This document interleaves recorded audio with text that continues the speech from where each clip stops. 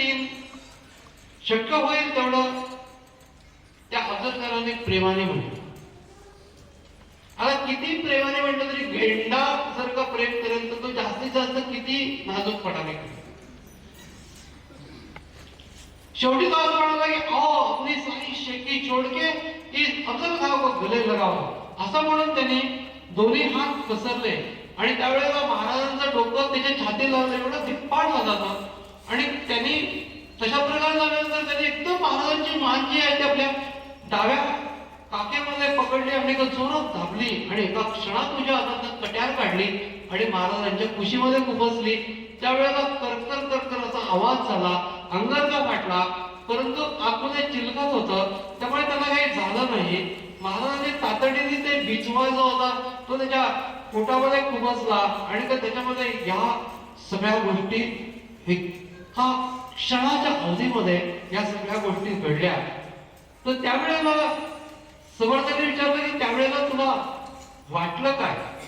तर त्यावेळेला त्यांनी असं म्हटलं की ज्या चपळांनी ते बिचवा खानाच्या पोटामध्ये खुपसला तर त्या प्राण संकटाबद्दल तुम्ही निभावून कसं नेलं असं म्हटल्यानंतर शिवाजी महाराजांचं म्हटलं की खान मला गाफेमध्ये दाखतो आहे, त्यावेळेला मी भानावर नव्हतो, त्या वेळेला मी एकदम सूक्ष्म झालो असं मला वाटलं आणि मी त्याच्या तावडीतून सुटलो.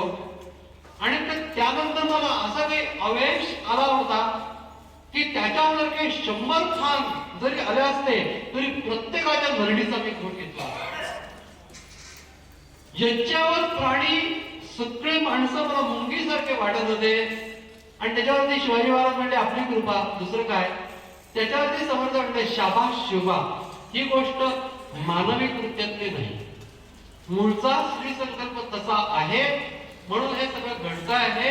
मारुती स्तोत्रामध्ये वर्णन केल्याप्रमाणे अणुपासून ब्रह्मांड एवढा होत जात असे, तशा प्रकारे ती शक्ती शिवाजी महाराजांच्यामध्ये संचारली होती. हनुमानाचं स्वरूप असलेले समर्थ त्या शक्तीचं पूर्ण शक्तीचं कार्य केलेले जे शिवराय त्या प्रसंगामध्ये असा विचारतात की मग मी आता काय सेवा करू सांगा. याच्यात निभावून गेलो होता. समर्थांनी जे 11 मारुती स्थापन केलेले होते त्या ठिकाणी ती जी घटना झाली त्याच्या बरोबर तळाला हे मारुती आहे. त्याच्यावरती समर्थांनी म्हटलं की 11 मारुतींना नैवेद्याची व्यवस्था करा, प्रत्येक मारुतीला. मग शिवाजी महाराजांनी 11 बिघे जमीन दिली. हा काही योगायोग नाही, हा नियोजनाचा पण भाग नाही, हा स्फूर्तीचा भाग आहे आणि ती स्फूर्ती हनुमंताने दिलेली आहे. त्याच्यावरती समर्थांनी असं म्हटलं की सगळं करता तो ईश्वर तेने केला अंगीकार, तया पुरुषाचा विचार विरुळा झाली.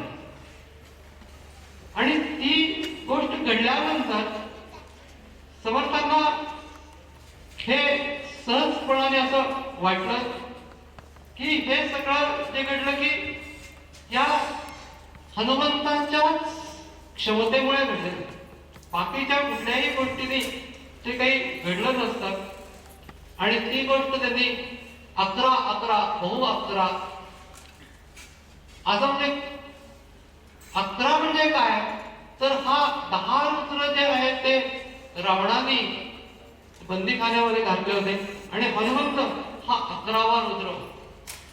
त्यामुळे आनंदवन मोहनी या त्याच्यामध्ये त्या नंतर जी काही लंगडतोड झाली निरनिराळ्या ठिकाणी मोगलांची किंवा या आदिलशाहच्या फौजेची जी कत्तल झाली त्यावेळेला त्याच्यावरती काव्य करताना ते असं म्हणलंय आनंदवन भवनी स्तोत्रामध्ये, विघ्नाच्या उठल्या फौजा भीम त्यावरी लोटला, म्हणजे हनुमंत लोटला. म्हणजे शिवाजी महाराजांच्या रूपात हनुमंत दरडिली चिरडिली रागे रडविली बडविली पडे, हाकिली टाकिली तेडे आनंदवन भवनी हाक भोप बहु झाली, पुढे कत्तल मांडली. खवळले लोक देवाचे मुख्य देवची उठला, कळेला काय रे होते आनंदवन भवनी 11 बहु 11 काय 11 कळेची ना, गुप्त दे गुप्त जाणावे आनंदवन भवनी. त्रैलोक्य झालेल्या फौजा सौख्य बंध विमोचने मोहीम मांडली मोठी आनंदवन भवनी. अशा प्रकारे त्यांना असं निश्चित खात्री होती की हे सगळं हनुमंताच्या सामर्थ्याने चाललेलं आहे. शिवाजी महाराजांचा भाव होता की हे रामदास स्वामींच्या सामर्थ्याने चाललेलं. त्याच्यावरती त्याने एक काव्य केलं, जय हो महाराज गरीब नवाज मैं सेवक हो सेवा मांगो इतना है सब काज. बंदा कमी नहीं में तू साहेब तेरी ही लाज. छत्रपति तुम सेकदार शिव इतना ही मेरा अर्ज. पहिले सांगितलं की तुम्ही छत्रपती आहात आणि मी तुमचं सेवेकरी. काहीतरी मागा असं ज्या वेळेला म्हणलं त्यावेळेला समर्थांनी असं म्हणलं की राजा तुझ्या राज्यामध्ये अजून या मोगलांच्या प्रमाणे पूर्णिसात करण्याची पद्धत आहे ती बंद कर आणि राम राम म्हणण्याची पद्धत सुरू. म्हणजे रामच आम्हाला भेटतोय अशा रीतीने राम राम म्हणण्याची पद्धत समर्थांनी सुरू करून घेतलेली. त्याच्याबरोबर काही मोठ्या सुंदर काही प्रसंग घडत झाले की एकदा शिवाजी महाराजांनी काहीतरी गुरुदक्षिणा देण्याची इच्छा आहे. त्याच्यावरती समर्थ म्हणले काय देतोस गुरुदक्षिणा, आपण मागा सांगा की मी गुरुदक्षिणा देतो. त्याच्यावरती समर्थ असं म्हणले तुझी सत्ता ज्या ठिकाणी पोहोचलेली नाही तो प्रदेश जिंकून दे. एवढं मग तू कुठपर्यंत जाशील असं विचारल्यानंतर शिवाजी महाराज म्हणले 3 दिशांनी समुद्रमध्ये अंकित असा जो देश आहे तो अटकेपासून कन्याकुमारी पर्यंत. असं ते म्हणले की एवढी मी सत्ता मिळवण्याची इच्छा करेन. त्याच्यावरती समर्थ असं म्हणाले अरे अटकेने तुला अटक का केली म्हणजे त्याच्या पलीकडे तू का जात नाही. मग त्याच्यावरती शिवाजी महाराज म्हणले मग महाराज आपण सांगा. त्याच्यावरती म्हणले बाबा माझं तर साम्राज्य ते सांगून तुला उपयोग नाही. काय साम्राज्य आहे तुमचं. तर समर्थाने असं म्हटलं साम्राज्य आमचे हे त्रिभुवन त्रिभुवन आहे आमचं साम्राज्य. पण ह्या सगळ्या गोष्टी थोडासा एकमेकांच्या बद्दल असलेलं प्रेम विनोद या गोष्टीच्या मध्ये सगळं चालत असते. त्याच्याच बरोबर समर्थाच्या मनामध्ये एक विलक्षण इच्छा होती की तुझा तू वाढवी राजा शीघ्र आम्हाची देखता असं तुळजाभवानीला त्यांनी म्हटलं होतं. आणि तुझा तो राजा वाढव आणि आम्ही आमच्या डोळ्याने तो पाहू दे की तो राज्यावर. राज्य तर त्यांनी वाढवलेलंच आहे, स्वराज्य संस्थापना केलेलीच आहे, पण हा एक छत्रपती म्हणून राजावरती बसला पाहिजे. हे जर का मागणं आहे तर मग त्याप्रमाणे सगळी प्रकारची योजना निर्माण गागाभट्टांना आणलं गेलं. आणि ते आणल्यानंतर अजून एक छोटासा प्रसंग झाला. तो प्रसंग शिवाजी महाराज आणि समर्थ यांच्यामधलं जे भावनात्मक नातं आहे ते सांगतो. त्याच्यावरती महाराज या राज्याभिषेक प्रसंगाच्या पूर्वी समर्थांच्याकडे गेले आणि म्हणले स्वामी एक मागणं आहे तर मागावं असं समर्थ म्हणले. त्याच्यावरती शिवाजी महाराज म्हणले मागितल्यानंतर द्यायचं नाही असं करू. तर ते म्हणले एवढं अवघड काय आहे. तर त्याच्यावरती शिवाजी महाराज म्हणले समर्थांनी जर कृपा केली तर आवड काही नाही. तर त्याच्या म्हणले बरं दिलं काय मागायचं ते मागा.